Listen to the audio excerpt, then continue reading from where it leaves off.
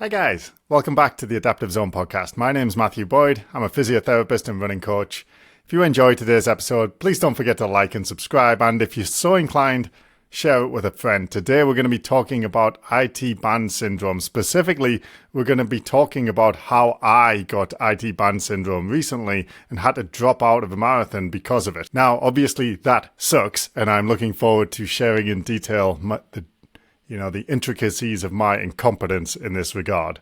However, before we get to that, if you want to learn how to do something rather than how not to do something, you should check out my running fundamentals course. And as always, it's linked in the description. If you enter your name and email, we'll send you one module a week and you can learn all the fundamentals of running performance and how to avoid injuries by not doing all of the things that I'm going to describe in this episode today. So before we get into what I did wrong and how it happened, let's first talk about what is IT band syndrome or IT band pain. It used to be called IT band friction syndrome, but they've kind of moved away from that recently.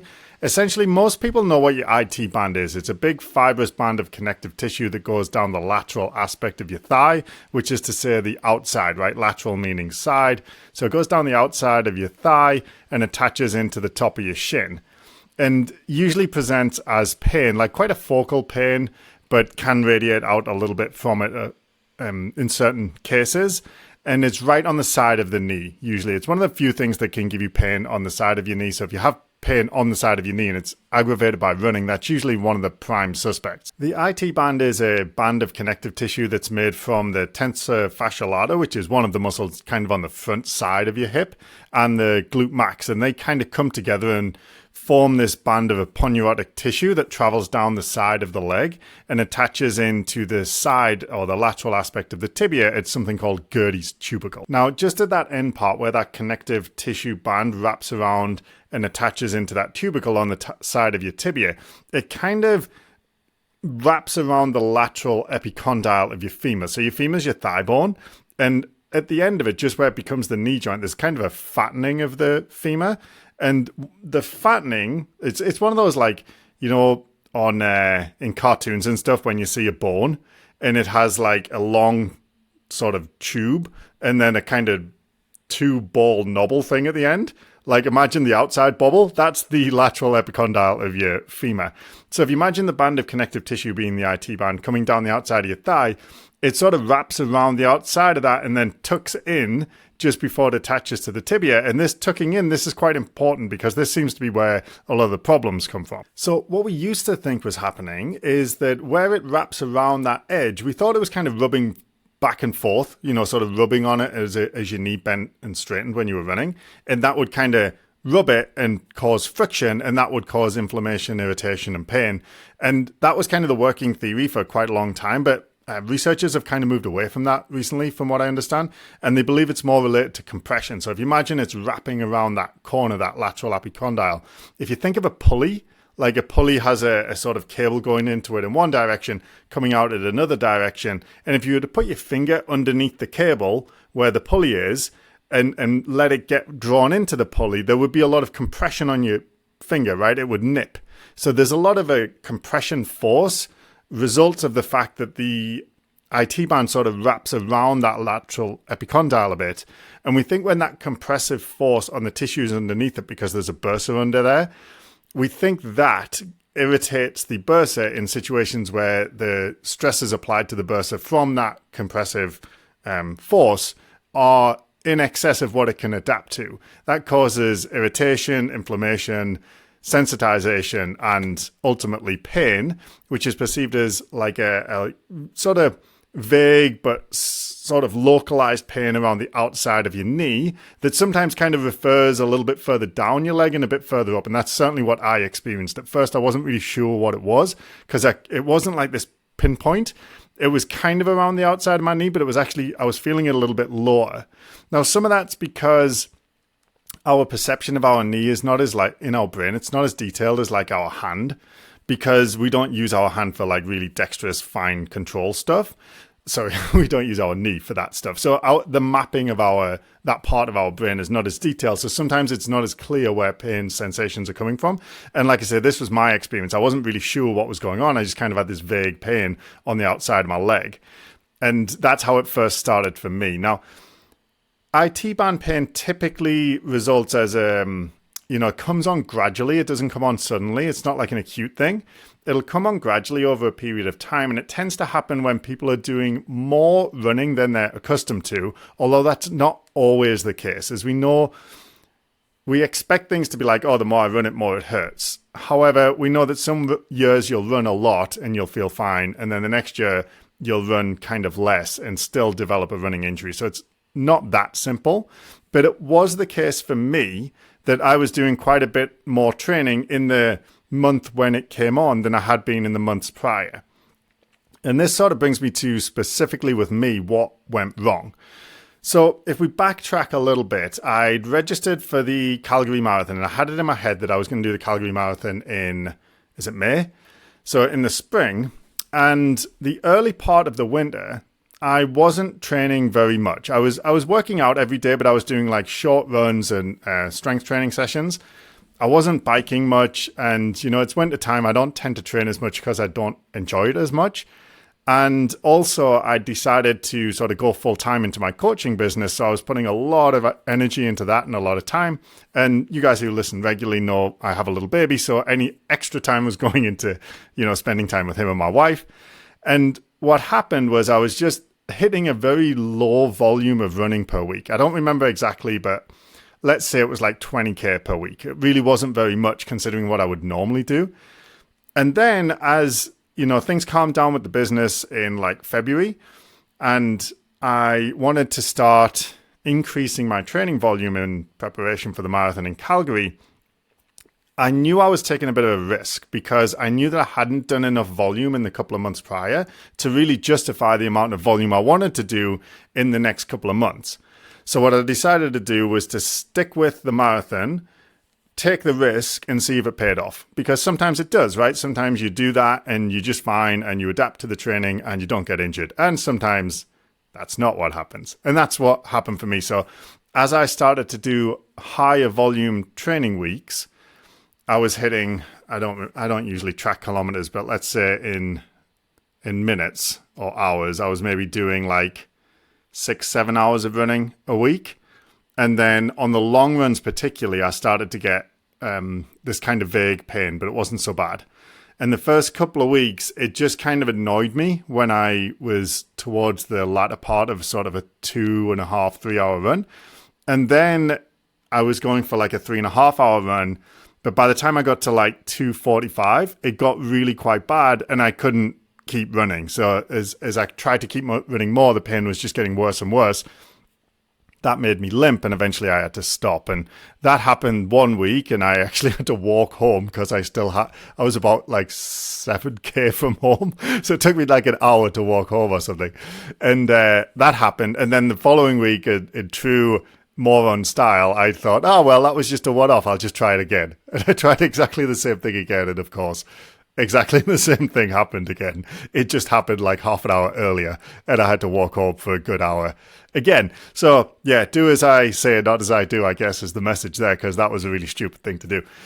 And then from there, I had to take about a week off. I took a week off because even I could feel it with activities of daily living, just moving around. And then I could also, as soon as I would try and run, like immediately it would start hurting as if I had been running for a couple of hours the way it had been. So it got really angry. And then after about a week, it would let me run for about 20-30 minutes as long as I took walk breaks every 5 minutes or so.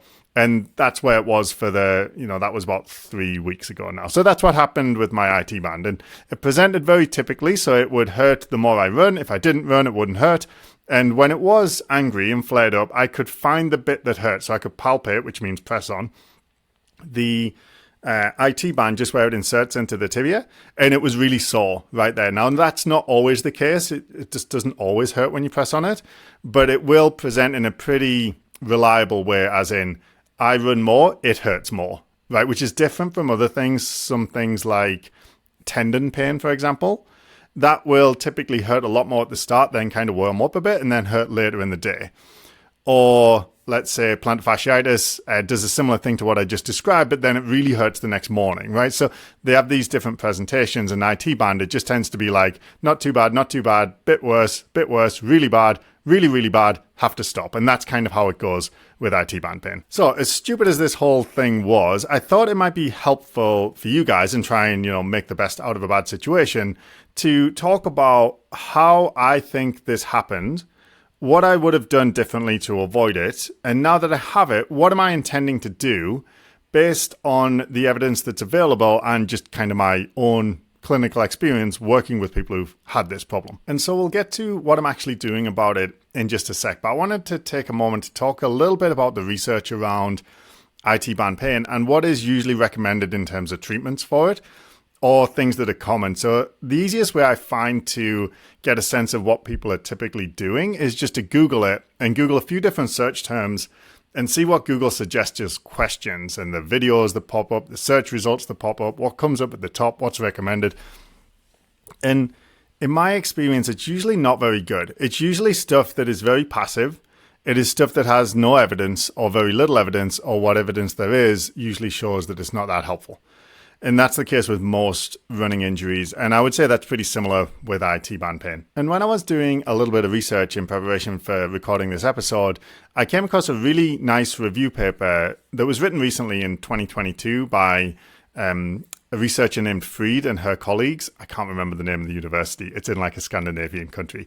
But it was really, really good. And I'll put a link in the description to that. And that's particularly for the therapists listening, for the clinicians. It's really good at going through the evidence base that's available. And I did actually just email that author this morning to see if she'll come on and talk to us on the podcast about what she found when she did this review, because it was really quite detailed and did a really good job of summarizing where we're at with the research in 2023. So what I'm going to talk about today is kind of a mix of what is in that article and my own clinical experience. So we'll start with some of the things that are really common practice for IT band pain and what I think of those and what the evidence says about them. Now, we can't talk about IT band pain or IT band syndrome without talking about foam rolling. Everybody has an opinion on foam rolling, from it is absolutely necessary and you must do it even if you don't have IT band pain, to it is completely useless and a total waste of time and you shouldn't do it at all, ever. Now, my opinion on that is definitely a little bit more towards the don't bother kind of end of the spectrum, but as with most things, I'm not super extreme on it. From what I can gather, the evidence for it is pretty weak in terms of there's not really many studies or any studies that show if you do foam rolling, you will have better results trying to rehabilitate IT band pain than you would if you didn't do it. Now, we've got to put that in the context of kind of spoiler alert.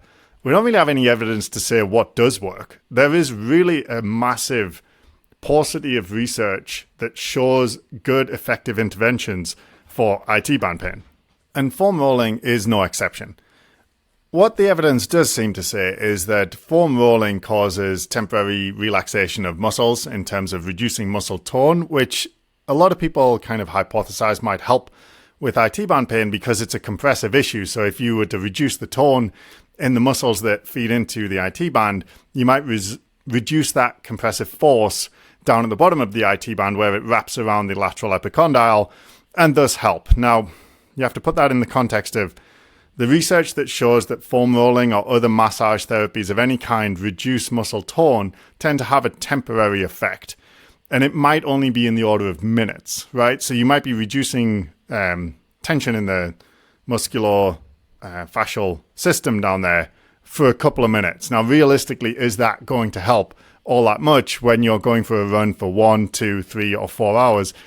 Probably not, in my opinion. So I'm not doing any foam rolling at the minute just because I don't think it's going to help me. And I don't recommend it for my clients, again, because I just don't think it's worth it. And I would say the same thing about stretching. So stretching exercises are often prescribed for IT band pain. There's not really any evidence that I'm aware of that shows that they're helpful. There is evidence that shows that stretching, when done under certain circumstances and protocols, will reduce muscle tone and increase range of movement. However, will that help allow you to run further or faster without IT band pain flaring up? Probably not, in my opinion. So I'm not doing any stretching, not doing any foam rolling. And then same goes for other things like dry needling and acupuncture, laser. What's the other one? Like ultrasound, all that kind of stuff. I don't think they really help, and I'm not going to bother doing them for myself. I don't do them for any of my athletes who develop IT band pain. And I don't think they're very useful overall. A couple of other things that come up at the top of the results in Google are rest, which is kind of like, well, thanks. Yeah, if it hurts when I run, don't run, and then it won't hurt. Wonderful. Very helpful. I mean, it is true. It doesn't really hurt when you don't run. But if you want to run, that doesn't really solve your problem.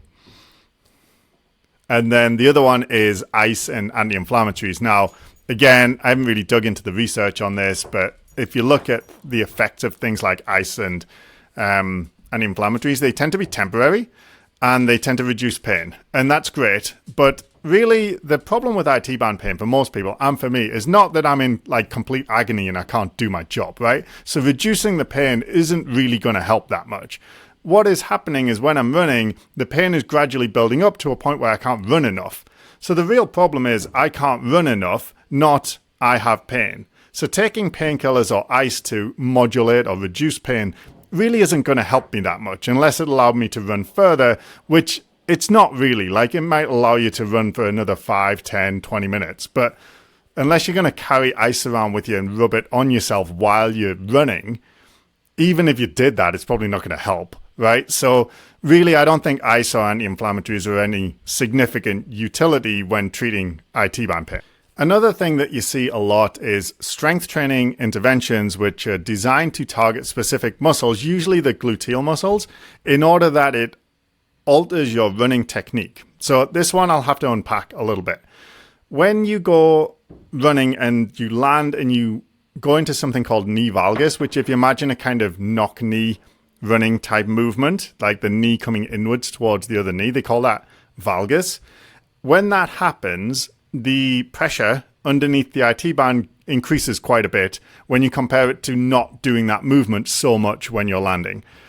So the thinking is, what muscles stop that inward movement of the knee from happening? And it's mostly the gluteal muscles, particularly on the sort of lateral aspect of the hip, would stop the knee from coming inwards, right? Unfortunately, what has been shown in research is that when you do gluteal muscle strengthening exercises and then look at people's movements, they don't seem to change very much, even if you make the muscle stronger, because you didn't change the movement pattern for how they intend to run. So the muscle is stronger, but it's not used in any different kind of way. So using strengthening exercises that are targeted at the gluteal muscles to try and change the running biomechanics in order that you reduce the pressure on the IT band, for me, is probably not going to work very much, and that's why I'm not doing those. Now, those of you who listen to the show regularly know that I am a big fan and advocate of strength training for runners and for everyone, because it has such massive benefits in terms of our overall health. It's also somewhat beneficial for our running performance. It may help reduce injury risk. In this study that I referenced earlier with Freed, she mentioned that the strength exercises, when set very high, could increase the tone in the IT band muscles and thus increase those compressive forces, and therefore should be used with caution. And hopefully she'll come on the show and I can ask her a little bit more about this. I would say for me, I'm not going to stop doing my strength training exercises with a view to reduce the tone in the muscles that attach to my IT band. I think the juice is worth the squeeze in that the strength training is going to do so much for my overall health and my resilience as a runner that I'm totally prepared to have a slight increase in the tone of the muscles that attach to my IT band, even if it means my knee IT band pain might be a little bit worse. And this is only really speculative. Does strength training that is heavy increase symptoms from IT band pain? We don't have that research, as far as I'm aware, to actually look at and say, yeah, you shouldn't do it because it makes the knee pain worse. So for me, I'm not going to abandon my strength training because it's so beneficial. Overall, it's an absolute net win. So I'm going to keep doing it. I'm just not expecting it to change my running technique. And I'm not really sure it's going to help me that much with my IT band pain. So I'm still doing it, but I'm not really expecting it to be a really significant contributing factor when it comes to rehabilitating my IT band pain. So this is a pretty bleak picture, right? We talked through a bunch of interventions. All of them, I'm sure if you've ever had IT band pain, you have probably done some or all of those. I've certainly given them out to people over the years thinking that they would be effective. And the reality is that they're probably not doing much other than keeping you occupied long enough to let the issue resolve on its own. And this, unfortunately, is the case with a lot of like physiotherapy or rehabilitation interventions. They often have quite poor evidence to support that they are any better than just kind of waiting and just behaving as normal, which is what they call in the research the natural history. So if you just leave people alone who have IT band, what happens? And comparing that to those who get some of the interventions that I mentioned earlier. And there's not really any good evidence to say when you do that versus the interventions, that the interventions result in a quicker return to full training than just doing nothing and just kind of being left to your own devices. So what am I going to do, right? IT band pain, as I say, of all the different running injuries that you could get, I would say has the least amount of evidence that shows a positive effect of a specific type of intervention. I don't know that I've ever read anything research-wise that said, if you have IT band pain, we did this thing with these group of athletes and they got better like way quicker than the control group. So we're kind of in a place where in 2023, right now, we don't have the research to really guide us on what we should do, exactly what we should do at least. So what you're left with is more of a kind of, professional opinion. What do I think I should do? What do I think you should do if you're listening to this and you have IT band pain? And for me, what I'm going to focus on is managing my running. And I'll go through what I mean by that exactly. So first and foremost, I took a week off, right? Let it calm down. I couldn't run at all, so there wasn't really point doing much. During that week, I didn't really do anything. I continued to do my strength training. That didn't hurt at all. I was kind of bummed out, so I didn't do any cross training or anything like that. I just kind of did my strength training and rested. And, it calmed down and then I could run again a little bit. So that was kind of my first acute management strategy. I didn't do any needling. I didn't do any foam rolling. I didn't do any icing. I didn't do anything. It just let time pass and let it calm down. And if you have IT band pain, if you've had it diagnosed and that's definitely what's going on, it's all flared up, I'd say that's probably the first thing you should do is just let it calm down enough to actually be able to run a little bit, at least a few minutes at a time without it hurting. After that first week, I tried to decide how much running can I do and how can I use the running as my rehabilitation plan? And that's what I do all the time with my athletes, whether it's with IT band pain or patellofemoral pain or plantar fasciitis or Achilles tendinopathy, whatever the problem is. Well, how much running can you handle? And how can we set up a plan where you can do that regularly? And then we can set a baseline and gradually increase that. So what I found is that I could, in that first week after my week off, I could run about 20-25 minutes. But once I hit 25 minutes, I would start to get, what I call orange light pain. It was uncomfortable, but tolerable. But then within a couple more minutes, it was red light pain. So it was really bad. It made me want to stop. And I just had the sense that if I keep going, it's just going to get really, really painful. So I set my ceiling of 25 minutes and then I just tried to see, can I do that every day or does it make me take a day off between them? And what I found was I could do it every day, but if I did 5 days in a row and then tried to do a sixth, it would hurt on the sixth one within a few minutes. So I was like, okay, well, I'll do 3 days in a row, then give it a day off, then 3 days in a row, give it a day off. Did that for a week or so. And then I found I could run every day as long as I didn't go over 30 minutes. So that's my first strategy is what is my baseline of training that I can do and actually be able to get out and do a bit of running and try and get my IT band used to those compressive forces again without becoming really angry and further sensitizing the structures. Once I got that 30 minutes under my belt, I just started doing that every day. I didn't do any hills or sprints or anything like that, not because I think they would cause more issues. They typically don't, in my experience, when you run faster or up hills. Sometimes it makes it a bit worse going downhill. But typically, faster workouts or slower workouts, I find it tolerated pretty similarly by the IT band. Then I tried to see if I did like 5 days in a row, had a day off, well, not a day off, I would do my strength training on Saturday. Could I do a slightly longer run on the Sunday and be okay? As long as I took some walk breaks. I was doing like a walk break every kilometer-ish. So, roughly every 5 or 6 minutes. And that went okay. And I managed to get to that Sunday, I think it was an hour and 15 before I started to get like orange light pain that felt like it was getting worse. So more like going into the red. And then I sort of called it a day there. And that I had learned my lesson that time. I didn't go out really far away on a big loop from my house. I looped back to my house every 20 minutes and just decided if I was going to keep going or not. And that worked pretty well. And then, so now I know, okay, I can handle 5 half-hour runs a week and an hour and 15 or whatever I said. And then the next week I just thought, well, can I do a bit more than that? So I did basically the same thing, but on some days I added an extra half-hour run. So instead of doing 5 half-hour runs, I think I did like 7 or 8. And then the long run I kept to, I think it was an hour. And then that went fine. And then now this week, and I did another run this morning, and I did 45 minutes, and it was fine.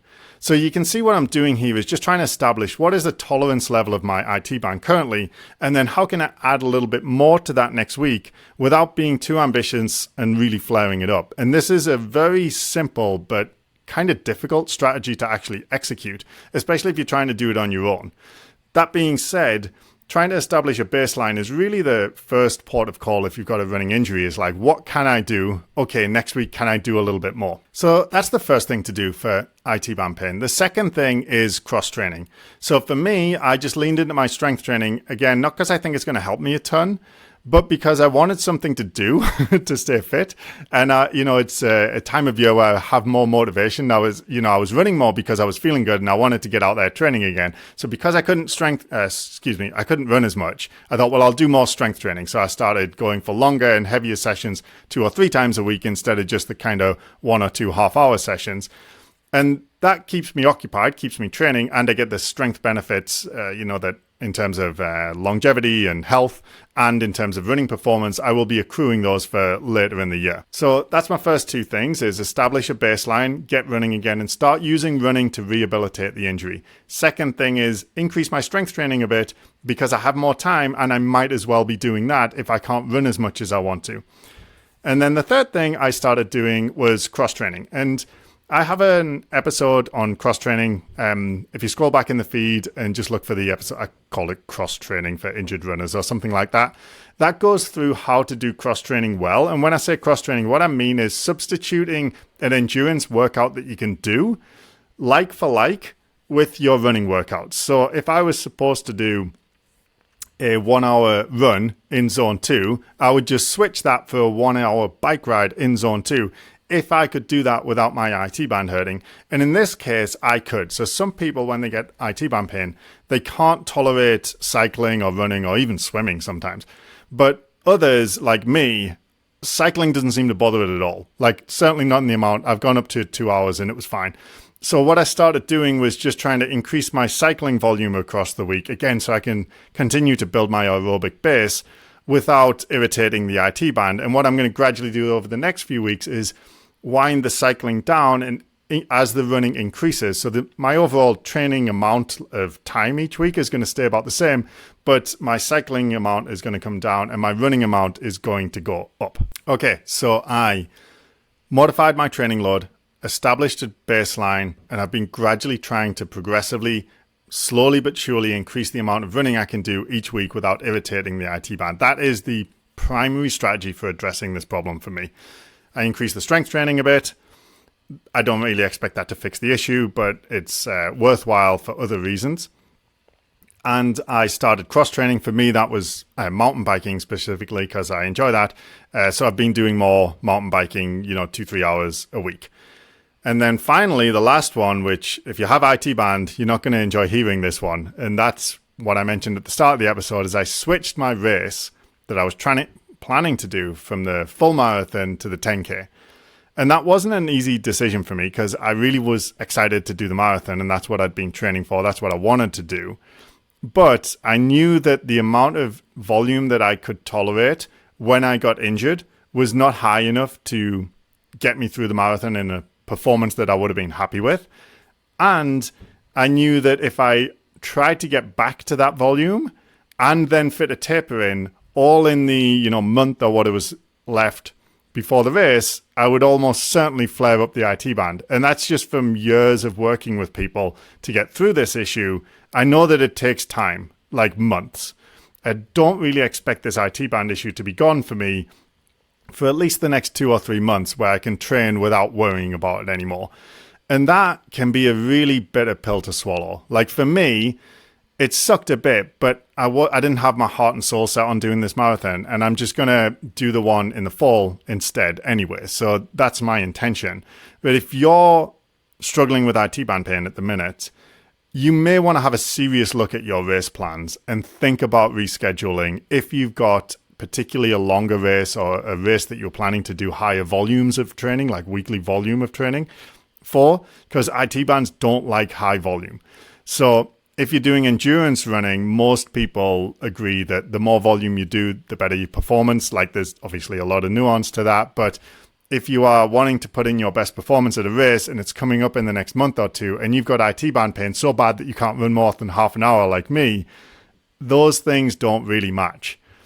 So spending a lot of time and energy and hoping that it's going to calm down by doing a lot of interventions that really probably don't make that much difference, like the ones we listed at the start, you might be better just kind of resigning yourself to the fact that this is part of the experience of running. You're going to get these injuries sometimes. You have to take a step back and take a sensible approach to rehabilitation, because if you continue to try and ignore it and don't really take that step back, let it calm down and slowly build back up again in a more sensible way than I did the first time, almost certainly it's just going to plague you for the rest of the year. So it could go on longer than that. I've met people who've been, struggling with it for years because they never really found that ability to back down all the way and then slowly build up at an amount that they could adapt to.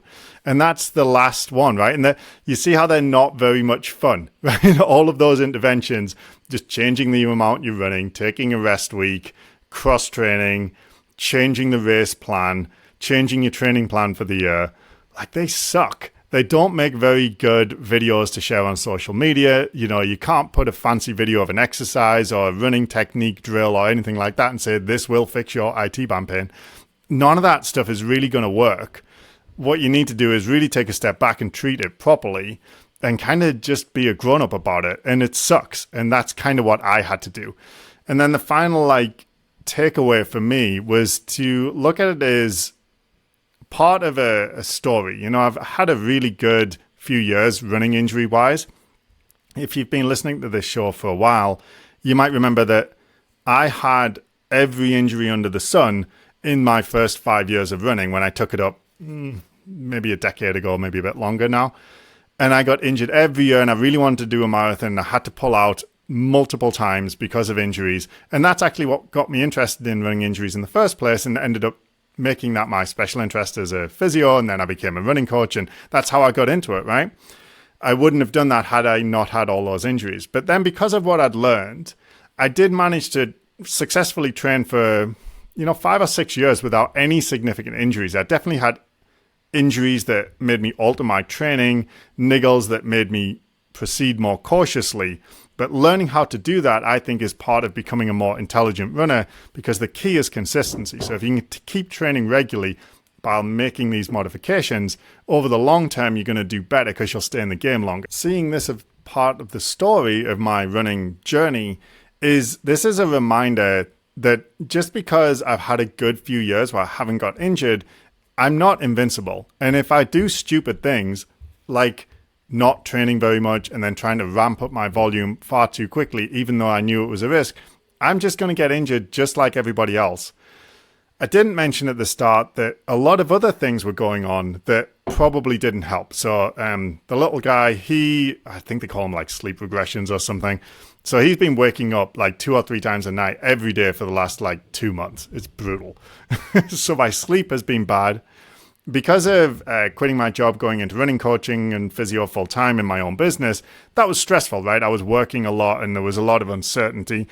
I'm having the time of my life. It's great. I'm really excited, having a wonderful time working with my new clients, but it was stressful, right?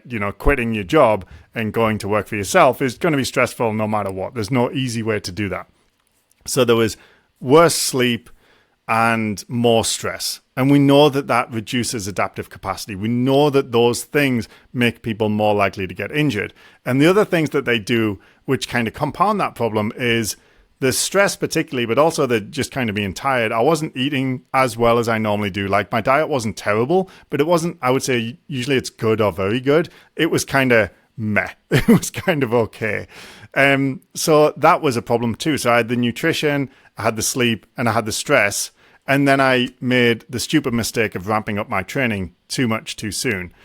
And I guess the only thing I wanted to take away for you guys from doing this episode was, one, a quick review of the evidence, but also to say, like, these things, when they happen, these are the ways we learn from them. So I look back on all of those things, and next time I'm doing those stupid things, I'm going to think, maybe I need to start taking some action on this. Maybe I shouldn't be trying to cram this training in for this marathon. Maybe if, the baby's not sleeping well, or I have some personal stress, I shouldn't be trying to log the most amount of training that I usually do. I should back it down a little bit. But hindsight is 2020. What are you going to do? Anyway, that's my takeaways. Thanks for listening, guys. I hope you enjoyed the episode, and don't forget to check out the link in the description for that Running Fundamentals course, and I'll talk to you again soon.